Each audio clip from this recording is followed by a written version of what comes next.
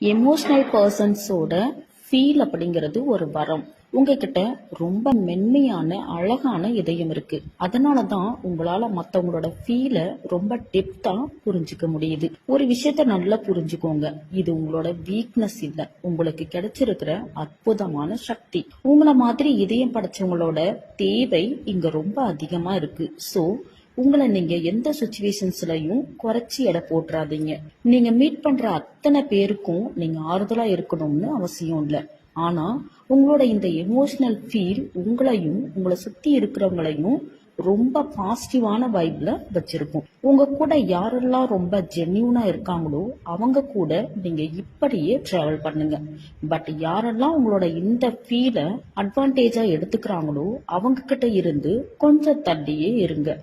Be kind and care with everyone. Good luck.